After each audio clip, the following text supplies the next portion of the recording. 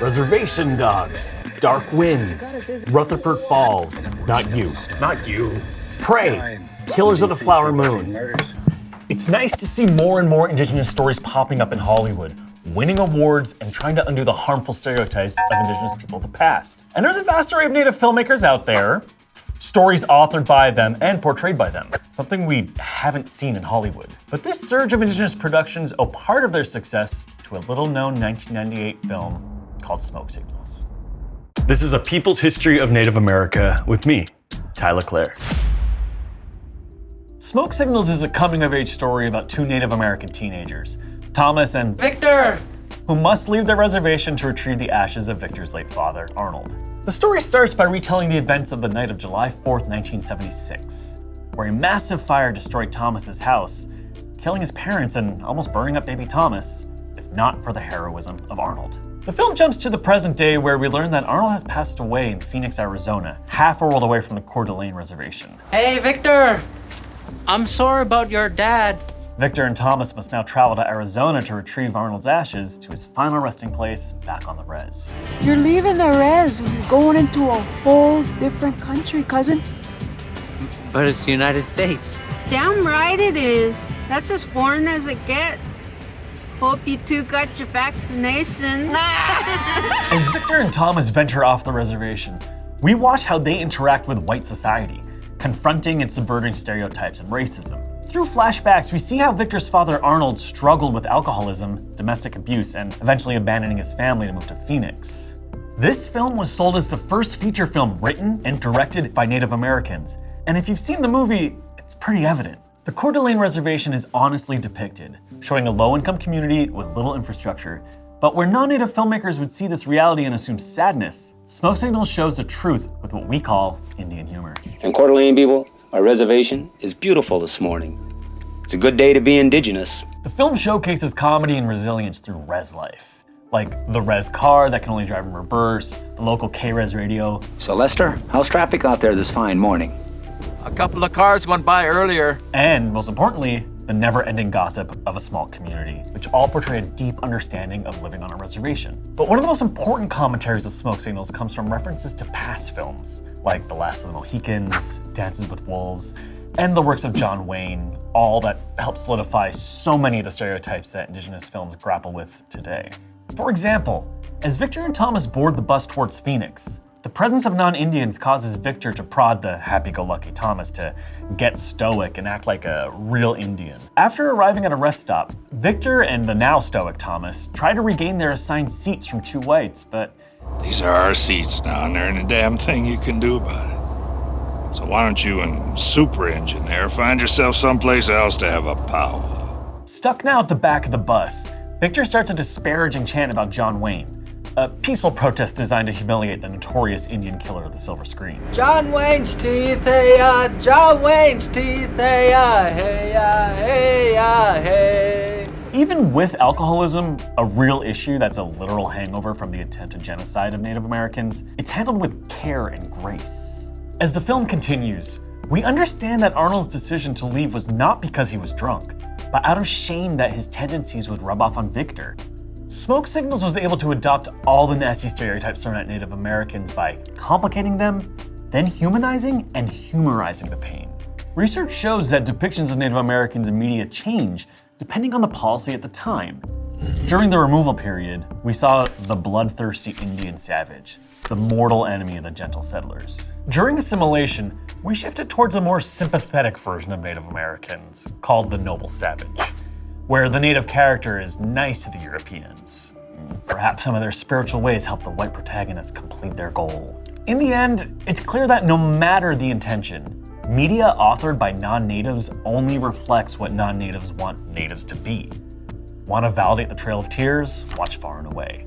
What about justifying assimilation? Check out Wind River. Now, Smoke Signals is not without critique or controversy. The author of the original short story admitted and apologized for a pattern of sexual misconduct. Plus, Smoke Signals relies on a lot of pan-Indian tropes, like fry bread power shirt or asking, "Who's your favorite Indian?" But the important takeaway is to understand how a film that's written, directed, and produced by Native Americans can look and feel so much different than a film either about Native Americans or even has Native Americans on the cast. So what happened between 1998 when Smoke Signals premiered and 2021 when Res Dogs came out? Remember that concept, the vanishing Indian, from our schools episode?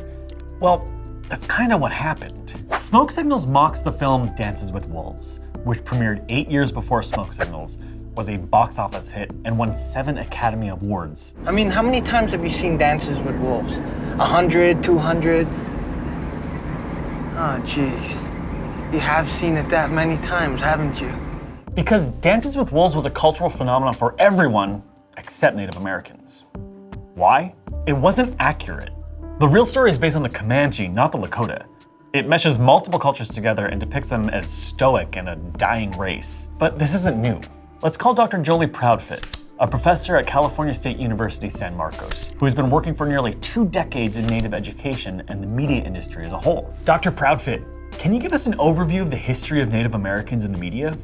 It's amazing how Hollywood has built its industry on the backs of Native peoples. And it's done that since the beginning. I mean, most modern cinema comes from the idea of the Western, which comes from James Fenimore Cooper's Leather Stocking Tales. So a lot of the images that we see in cinema and media today, and a lot of the stereotypes that we see, stems from James Fenimore Cooper's work.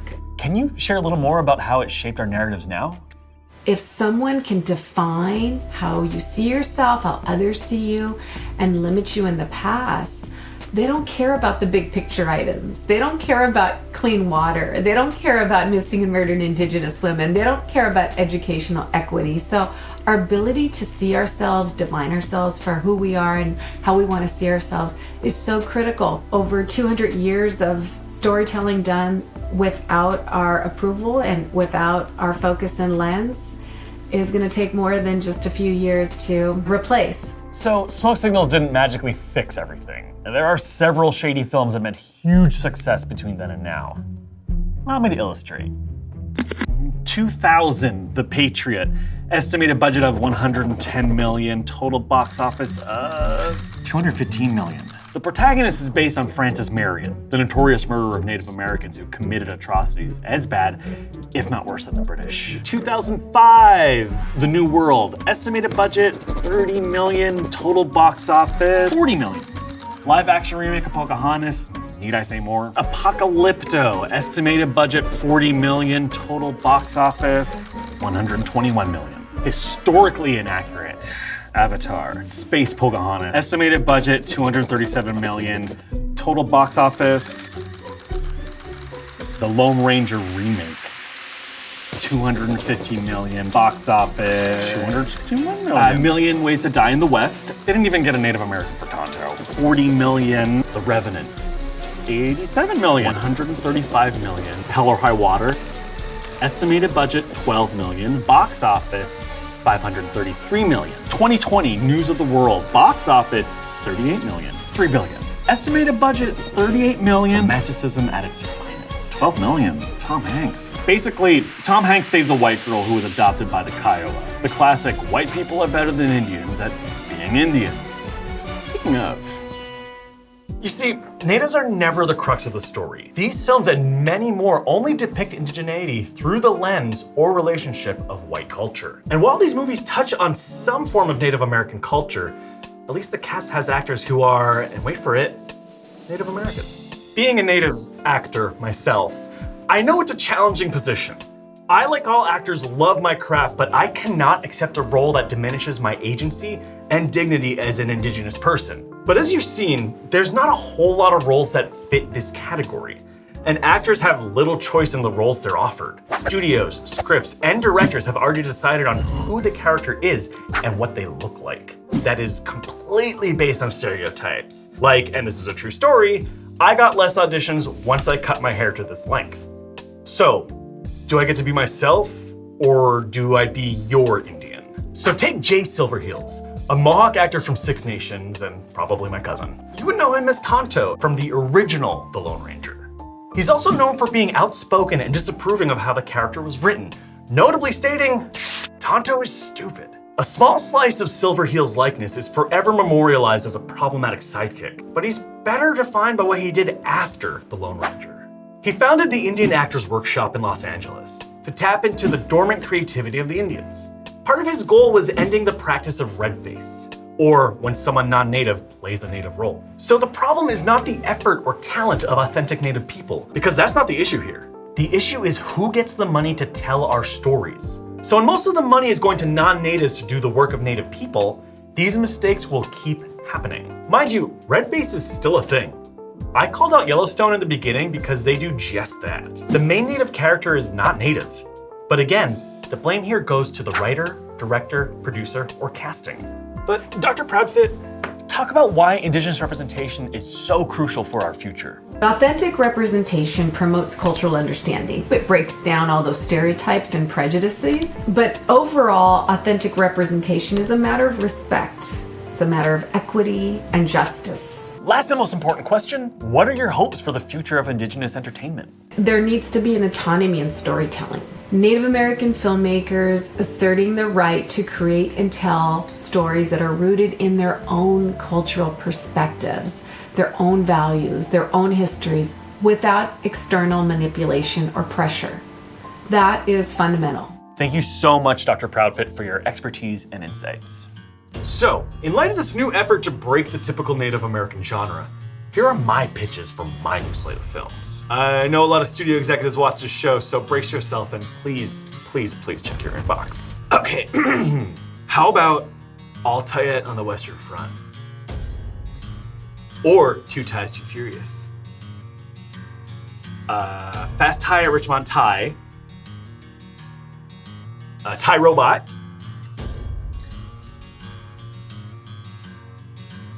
Tie Hard?